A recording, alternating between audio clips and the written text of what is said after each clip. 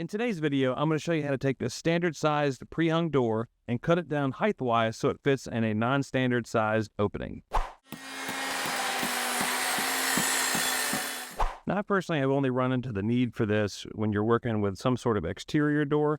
The two times are exterior storage room doors and crawl space doors. I think sometime in the late 80s, early 90s, they were building standard storage room doors, and for some reasons, the height of the doors were shorter than standard by a couple inches. And so what you're going to have to do is find a new exterior door slab and cut down that door slab to fit in your opening. So generally, I've only found the need for this process on exterior doors. I'm sure there's an application for interior doors, but really, if you follow this process, you can do the exact same thing on an interior door. The only difference is on interior doors, there's going to be no threshold, so you're not going to have to rebuild the bottom part of the door casing. All right, so we're going to go ahead and start the disassembly process, but I do want to say if you only need to cut down your door slab to fit an existing door frame, there's going to be a timestamp down in the description that'll take you to that part of the video where we start with cutting the door slab itself down so you don't waste any more time. So basically, we've got two things that we need to do. We're going to need to shorten the height of the frame itself and shorten the height of the door itself. And unfortunately, you can't do both of them at the same time. You have to take the door out of the frame,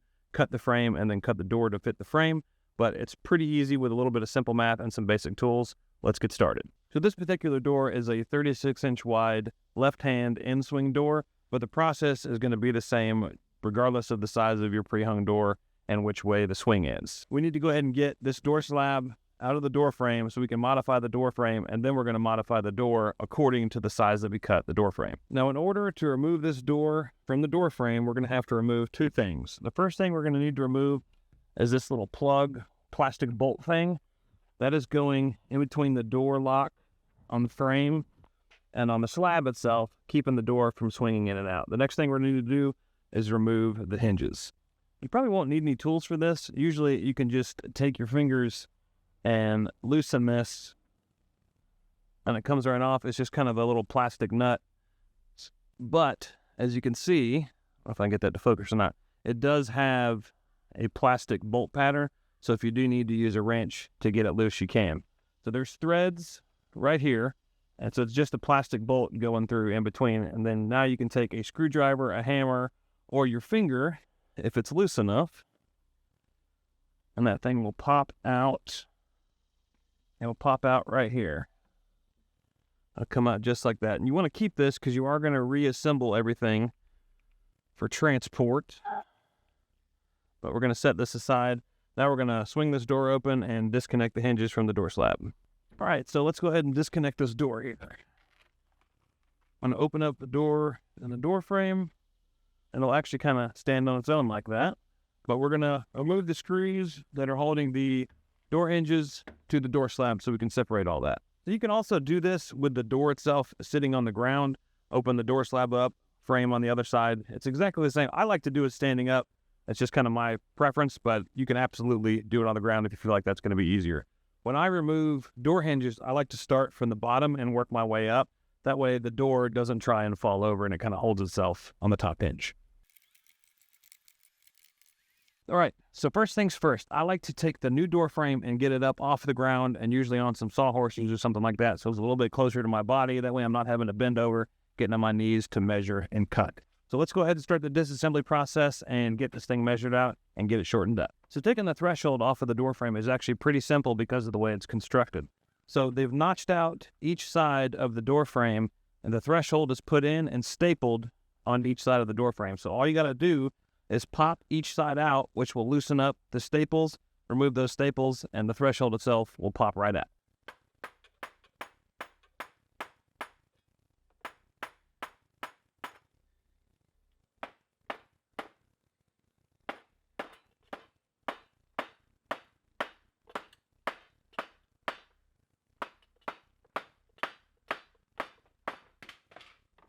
Just like that. So now that we have our threshold removed, we do want to look at one thing, is how the threshold is actually set. So we are going to have to replicate this. We're going to have to chisel out this side of the door frame and the bottom here to accept the threshold once we get everything trimmed up. But it's not really that big of a deal. You can really do it with a handsaw and a chisel. You just need to take your time, and I'll show you how to do that as well. All right, so I went ahead and transferred my line with my square all the way across the door frame here. So let's go ahead and get this thing cut.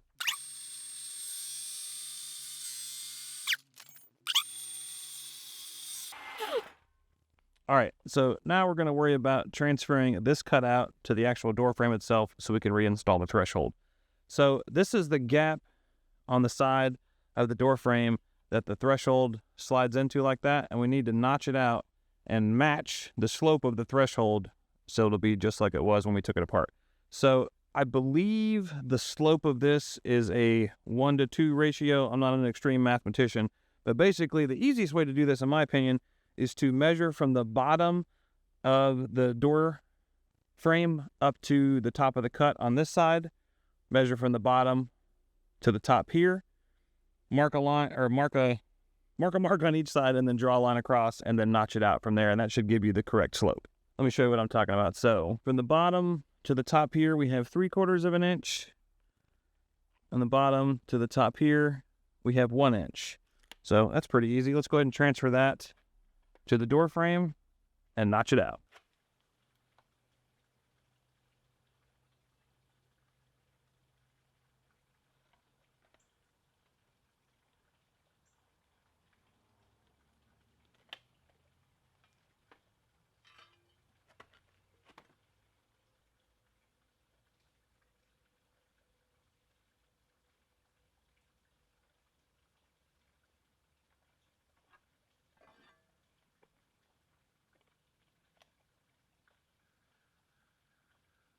If you want to be real precise, you can use a handsaw and a chisel or just a chisel, but I like to just go ahead and knock this thing out with a multi-tool and then clean it up afterwards.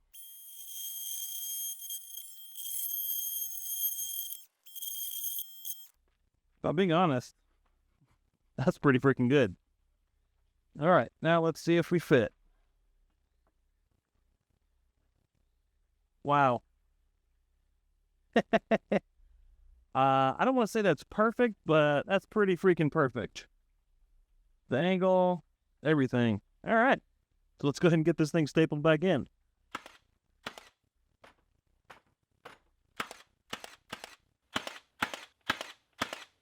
Okay, now that we have our door frame reassembled, as you can see, it's a little bit shorter than standard. Going to be a little annoying going in and out, but honestly, that's the only thing that's going to fit in this application. All right, so now we're at the process of where we need to get the measurement for cutting down our door slab to fit in our newly modified door frame. Like I said earlier in the video, if you just have to cut down your door slab and you don't have to do a new frame or modify the old one, the easiest way to do that is to just take your old door slab, measure it, and as long as it fit good in the old frame, transfer those measurements to your new door slab and just go ahead and cut and install, and you're pretty much done. Unfortunately, it's not going to be that easy for this one. All right, so let's go ahead and get our measurement for this door. What you're going to want to do is measure the inside of your door frame where the door slab is going to meet.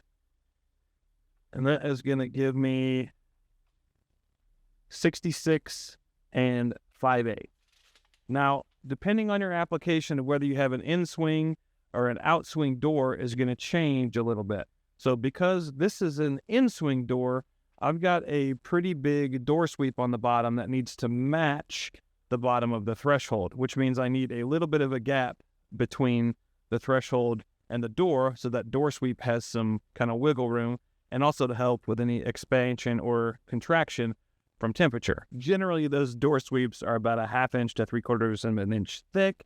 You don't want to cut it exactly a 1/2 inch because it does need a little bit of room to squish. So I usually start with a 1/4 inch and then shave off more of the door as needed to make sure it fits perfectly. So here's the door I'm using. As you can see, there is this rubber seal on the bottom, and that's a little over a 1/2 inch thick. So think about your threshold when the door closes. It needs to push a little bit up on that to seal off the gap. So I like to do a 1/4 inch gap. So we're going to take 66 5/8 and subtract a 1/4 inch from that and then cut our door slab to fit. That'll give enough room for this door sweep. So one question I know is going to come up is, if you cut off the bottom of the door, how is your door sweep going to be able to be attached? Because this particular style of door sweep actually attaches with these little trenches that are routed at the bottom of the door. One thing you can do is you can just get a router and redo these. or what I like to do, is actually install a different type of door sweep so you don't have to do that. It actually goes over the bottom of the door and is a little bit adjustable, which helps the installation process in the future. So that's what I'm going to do.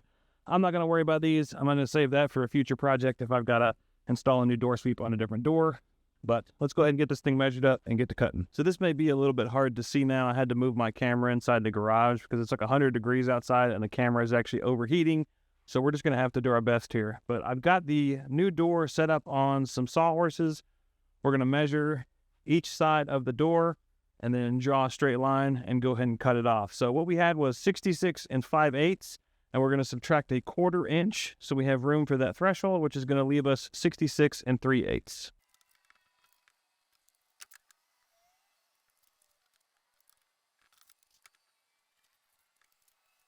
So as I mentioned earlier in the video, you're going to come across doors that are made out of wood, fiberglass, and steel, basically. There's going to be some other types, but those are generally the three that you're going to come across.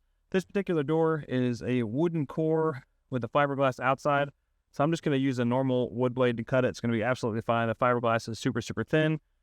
If you have a steel door, generally it's going to be wood on the bottom and the sides, and it's going to have a foam core. I like to use a steel blade on a skill saw with those. I find if you use a normal style wood skill saw blade, it dulls your blade really bad and you don't really get very good of a cut. So I like to use a steel blade when possible. But because this is fiberglass and wood, I'm just going to use a wood blade. Also, for a wood door, use a wood blade. I felt like I needed to say that.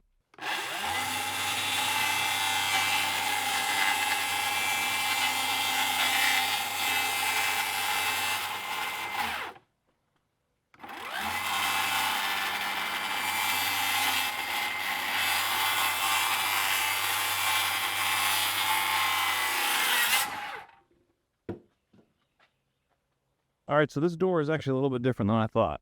So this is our bottom of the door. So this is the tracks where that little door sweep goes. This is actually a foam-filled fiberglass door. Nothing wrong with that. I just thought it was a solid fiberglass door. But check this out.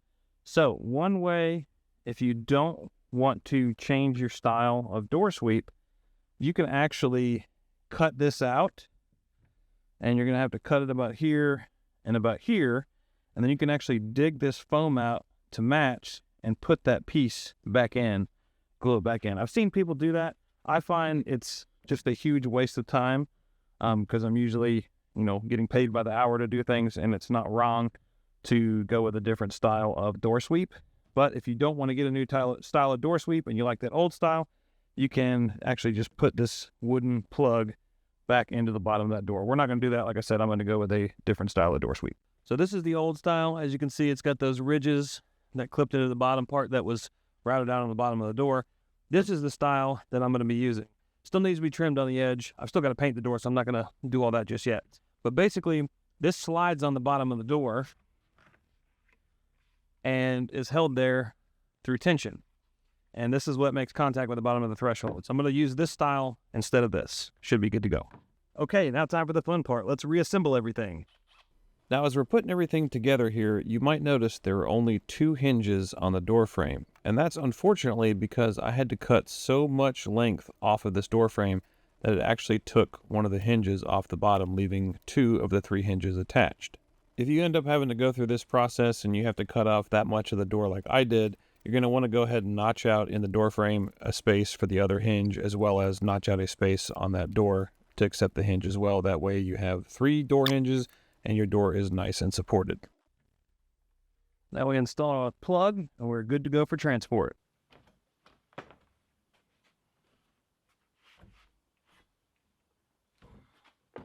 Well, that's going to be it for this home repair project. Again, thank you so much for watching. I hope I was able to show you exactly how easy it is to shorten a door frame and shorten a door slab. If you have any questions about how this process went, please let me know down in the comments and I'll be sure to answer and help you out. If you like home repair content, how-to videos, I do all kinds of videos on my channel. Please consider subscribing. Thank you again for watching. I really do appreciate it, and I'll see you in the next video.